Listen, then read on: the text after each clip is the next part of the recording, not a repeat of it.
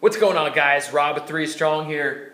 Recognize this little sucker? Well, this is a crude rendering. This is my rendering of a nutrition facts label. This is on any packaged food that you buy at the grocery store. I should say that if you have a diet of meats, vegetables, fruits, anything that's a whole food that wasn't processed, essentially you either killed it or you cut it out of the ground or you picked it off a tree, they don't come with food labels. If you look in the produce section, you don't see a nutrition facts like, I wonder what they put in apples. It's a friggin' apple. It's nature's food, you know, trust it. But anyway, the nutrition facts comes on anything that's processed or pre-packaged. Legally, this information has to go on it because we want to know what's going in our foods. And then they give you, this is the nutrient breakdown of the food that is packaged and you just ate. So I want to give you the basics of how to read this dang thing and maybe some of the key things to note. Okay, I can go into detail, a little bit more detail in further videos. Okay, it's going to say nutrition facts. Oh, another thing I should say is this is on the back of the box. What you read on the front of the box is purely for advertising purposes. It's buzzwords to get you to buy whatever they're selling. So you're going to see, you know, gluten-free, fat-free, an excellent source of fiber and all that stuff. That is just to sway you away from what is actually in it. Because anytime they say, I've seen candy, to be perfectly honest, I've seen candy on it, like pure sugar candy that said fat-free. Are they wrong? No. They were absolutely telling the truth. It didn't have 1 gram of fat in it, but it had a buttload of sugar in it. So am I going to buy that because it's fat-free? No. I'm going to look at the back and see that it's loaded with sugar and go, you know what? Thank you, Nestle, but I can make my own decisions, okay? And they're going to be better decisions. So, at the top, we have serving size. This is one thing that's tricky because you could look at a bag of lettuce, like a prepackaged bag of lettuce, and guess what? It's hilarious. I definitely recommend you do it next time you go to the grocery store, and you look at the serving size, and you're like, this is a huge bag. There's like 10 servings in here. No, it's like a serving and a half. Huge bag, serving is huge. And then you go look at cookies and you're like, it's like 1 or 2 cookies. So, or chips or something like that.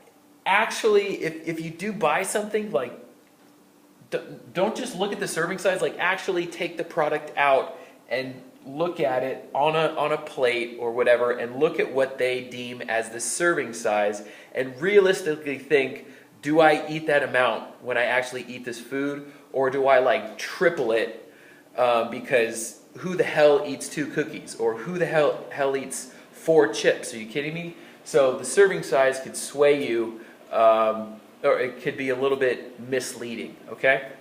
And then of course the number of servings per container, that could be different, especially with somebody like, you know, these like sugar-free drinks, the flavored drinks, and you look and you go, oh, it only has 10 grams of sugar. Well, a lot of those bottles are actually 2.5 servings per container. So you can just, you know, double that number and you're like, actually what I thought was healthy has almost as much sugar as Coke.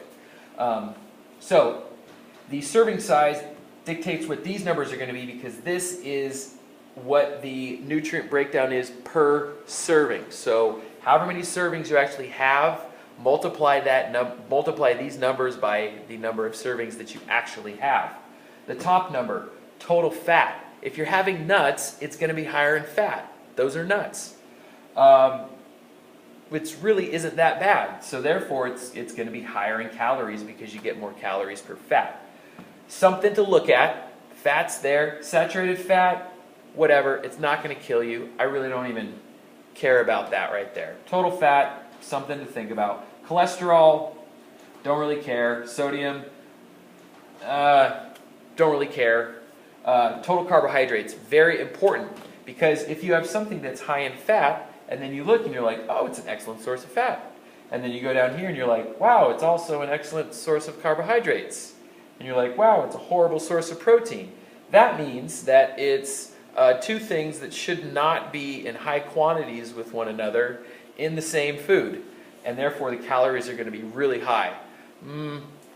I just bought cookies, or I don't know what it could be, but anyway, the carbohydrates, the breakdown of fiber and sugar. If you're buying a packaged food and you're worried about the fiber, you don't eat enough fruit and vegetables. Actually, you don't have enough vegetables. Because if you're looking for a bar to get all your fiber in your diet, not the best source. So don't even worry about fiber. Don't even worry about sugar. Carbohydrates, any carbohydrate that you consume is going to be broken down into sugar anyway. Just know that. Is that a good thing or a bad thing? It could be a good thing, it could be a bad thing. It depends on how many carbohydrates you consume. I've talked about that in previous videos. Okay, protein. Protein's always good. It's the building blocks for our muscles, so we obviously need to have protein.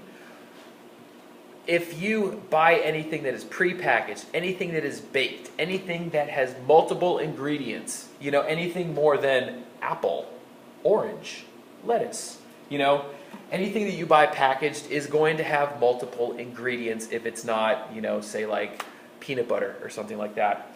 So you need to know, knowing what to look at is very important, okay? These are the basics. Even if you just look at the serving size, that is very important to know. Okay, guys? That was a lot. I'm going to leave you to it. You have some homework. Look at the serving size and be amazed. Okay? I will see you tomorrow.